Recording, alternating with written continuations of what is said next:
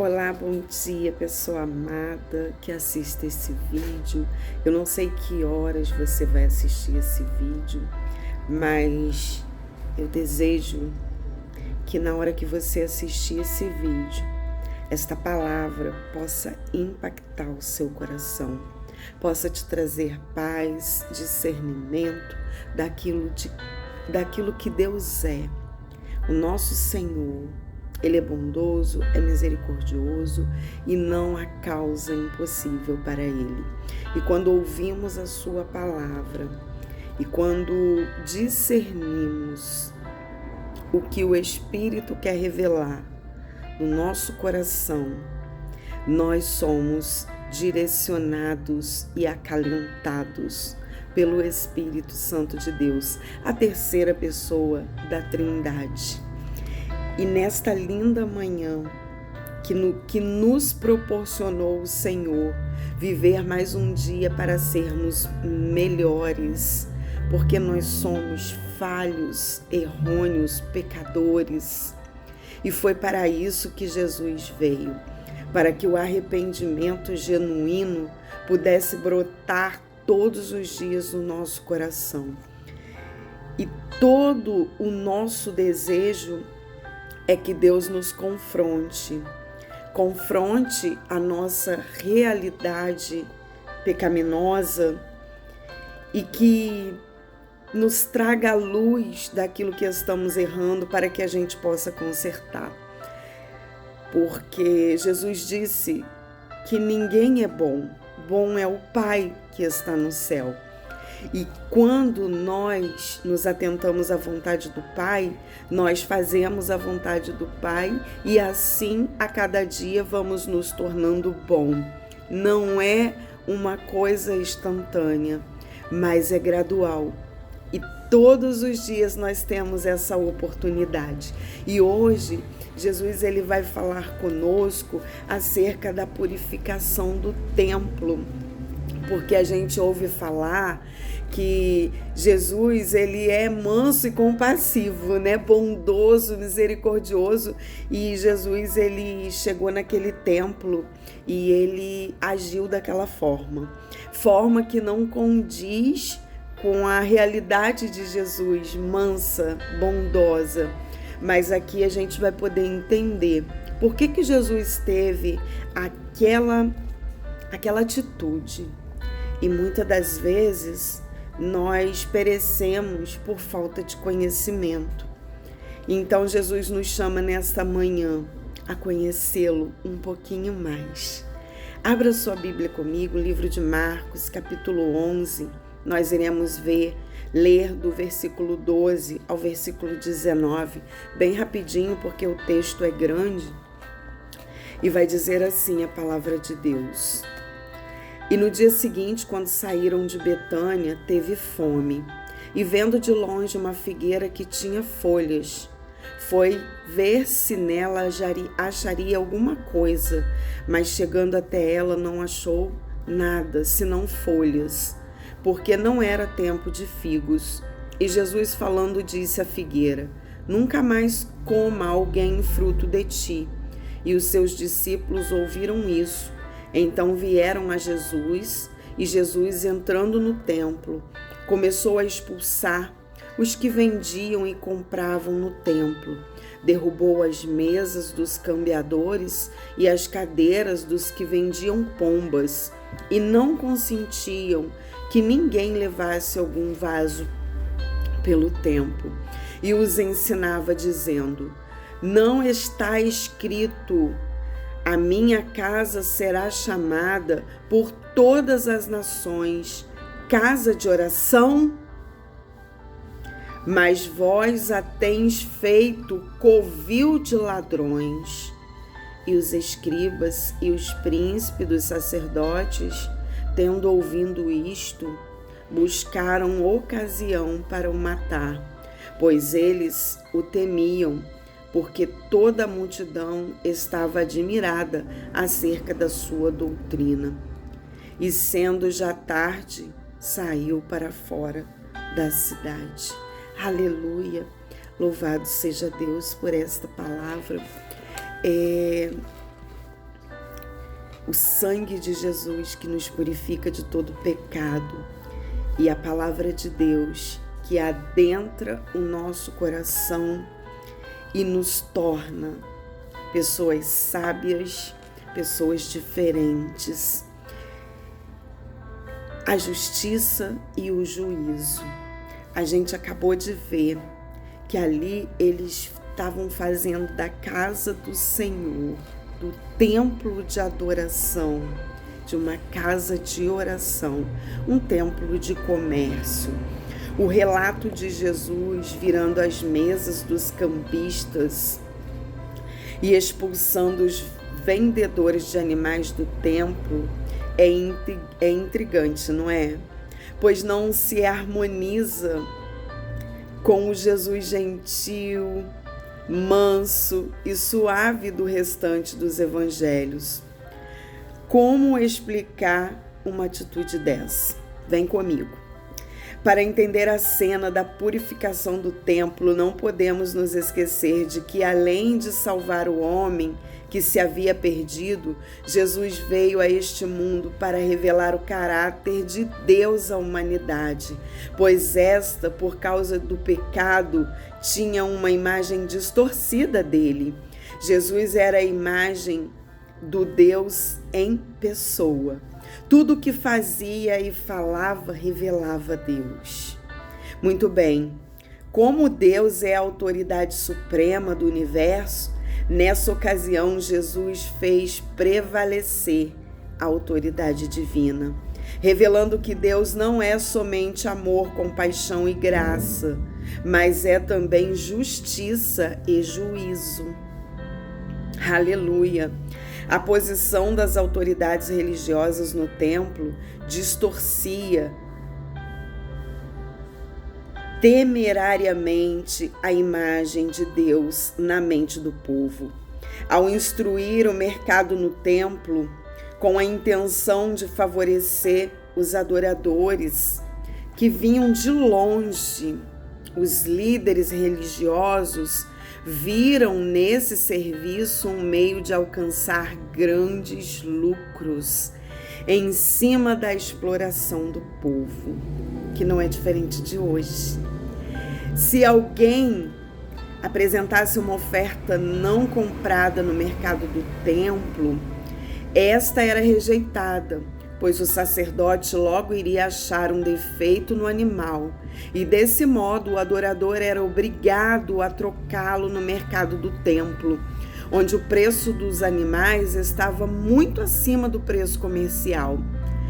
Para piorar as coisas, o animal rejeitado pelo sacerdote entrava numa espécie de reciclagem, sendo vendido para outro adorador, e agora era perfeitamente aceito. Para comercializar esses animais, foi instituída também a moeda do templo, e o dinheiro comum tinha que passar pelo câmbio ali praticado, onde o adorador era explorado descaradamente, pois não havia moeda mais forte do que a moeda sagrada, que somente ali era usada. Além disso tudo, o mercado de animais e o do câmbio das moedas roubava-lhe também a higiene e o silêncio que deveria caracterizar o local sagrado. Mas isso ainda não era tudo. O mercado do templo fora instalado no átrio dos gentios, roubando dele o espaço e a oportunidade de participar dos cultos ao Senhor, e perdia-se assim a oportunidade de evangelizá-los conforme os propósitos divinos. Os poucos gentios que podiam participar do culto ficavam escandalizados com o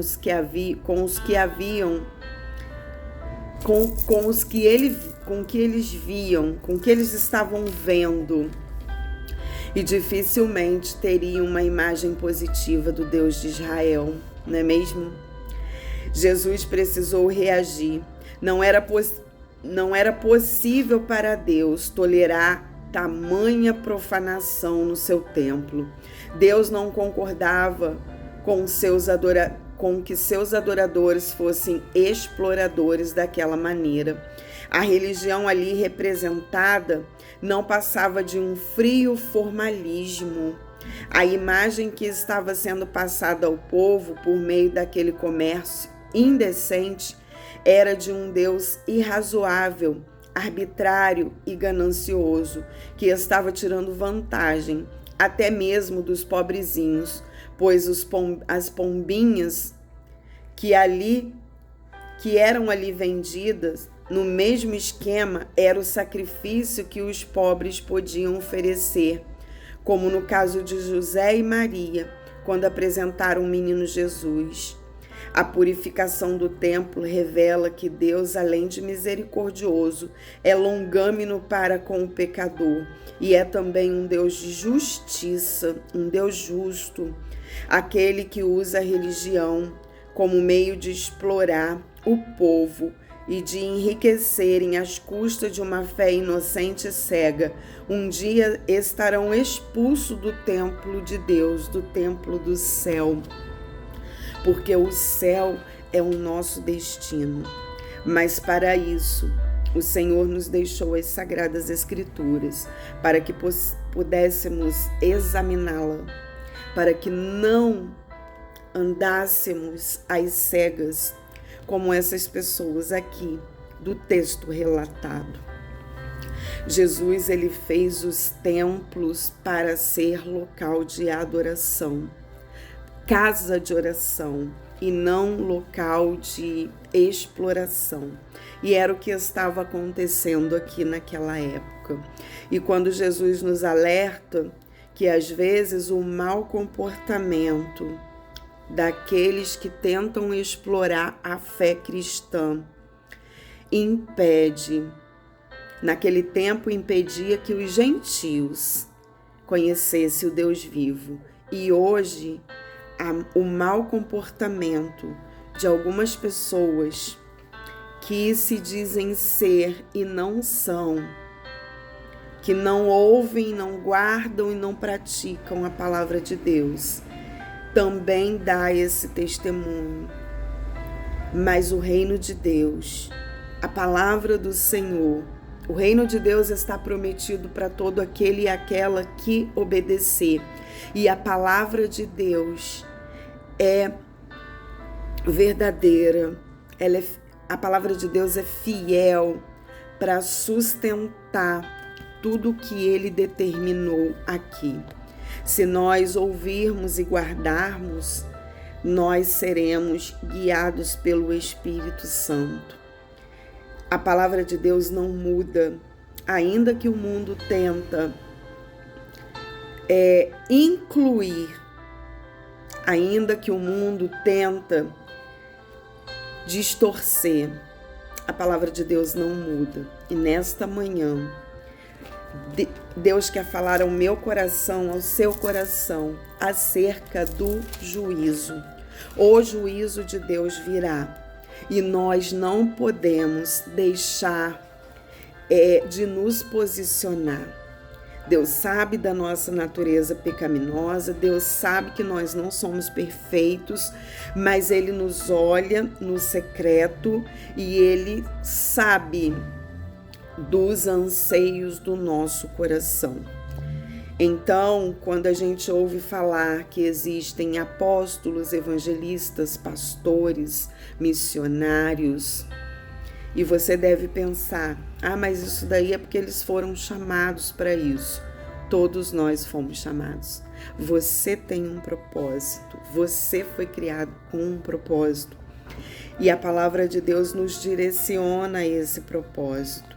Todas as vezes que nós lemos, os nossos olhos são abertos, os nossos olhos espirituais, e o Espírito Santo, que é o nosso guia, ele nos direciona ao propósito ao qual nós fomos criados. Mas para isso nós precisamos estar na rota de colisão daquilo que Deus tem para nós. Se nós estivermos afastados, longe dessa rota, não iremos alcançar o alvo. Deus é justo, e Deus é juízo. Deus é amor, mas Deus é fogo consumidor. Vamos orar? Pai, nós vimos aqui, Senhor, que a tua casa é casa de oração. A tua casa não é para comércio. Senhor, que a casa do nosso coração não esteja corrompida pelos anseios que nos afasta de ti. Senhor, que nada em nossa vida possa ser mais importante do que obedecê-lo, do que meditar na tua palavra e dela extrair os ensinamentos necessários para que as nossas escolhas sejam assertivas. Senhor, em nome de Jesus, nós queremos ser, meu Pai, sábios e sábias. Queremos ter discernimento espiritual todas as vezes que lermos a tua palavra. E queremos, meu Pai, que esta palavra possa encontrar um terreno fértil para frutificar, Senhor. Senhor, não nos deixe andar por este mundo sem te conhecer. Se revela a nós a cada manhã. Esse é o desejo do nosso coração. E, meu Pai, não deixe que quando olharmos o mundo e que esse mundo profano não nos tire, não nos roube a fé que move montanhas e que se renova a cada manhã. Meu Pai, que todas as vezes que estivermos fracas, que possamos nos revigorar em Ti e na Tua palavra. Senhor, este é o desejo do nosso coração, porque sabemos, meu Pai, que se buscarmos primeiro o Teu reino e a Tua justiça, as demais coisas nos serão acrescentadas. Por isso, meu Pai, acrescenta em nós, na nossa vida, na nossa família, nos nossos entes queridos. Acrescenta em nós as tuas bênçãos. Abra os nossos olhos espirituais para enxergar que tudo de bom o Senhor já determinou para as nossas vidas. Mas para que possamos alcançá-las, essas bênçãos determinadas, os nossos olhos precisarão ser abertos. Meu Pai, fala conosco através de irmãos, de irmãs e da Tua palavra. E também não admitimos andar sem a presença do Teu Espírito Santo. Por isso, nesta manhã, te agradecemos, Senhor, porque o Senhor nos coloca na rota, a rota aonde nos encontraremos contigo. E por isso, Pai, nós agradecemos esse amor bondoso, misericordioso. E não nos deixe, Senhor, cair na sua justiça, porque sabemos que Tu és justo, mas também sabemos que no céu há um tribunal que irá nos julgar por aquilo que fazemos, pensamos. Por isso, meu Pai, não deixe que a nossa fala esteja divorciada das nossas atitudes. Esse é o desejo do nosso coração, em nome de Jesus. Amém, amém e amém. Você que foi abençoado por esta palavra, compartilhe esse vídeo, se inscreva no canal, fiquem com Deus e Deus abençoe. Mesmo sendo falha e imperfeita, eu amo você e a cada dia juntos nós vamos mudando a nossa história em Cristo, com Cristo e para Cristo, porque nascemos para viver com Ele e morrer é estar com Ele. Por isso, no grande dia, nós aqui estamos fazendo uma prévia para o grande dia, para morarmos na nossa mansão celestial que está prometida. Mas para isso a gente precisa mudar as nossas atitudes, mudar os nossos atos, e é na palavra de Deus que a cada dia, a cada porção, a gente vai se amoldando. Se eu fiz alguma coisa com você que te feriu, que te magoou, é porque eu estou em construção, assim como você também está em construção. Essa construção é para que a gente vá um dia, o nosso corpo vai ser glorificado. E quando nós estivermos nessa mansão celestial, lá nós não iremos nos ferir, porque lá a gente já vai ter alcançado o objetivo que Jesus quer que a gente alcance. Fiquem com Deus, Deus abençoe.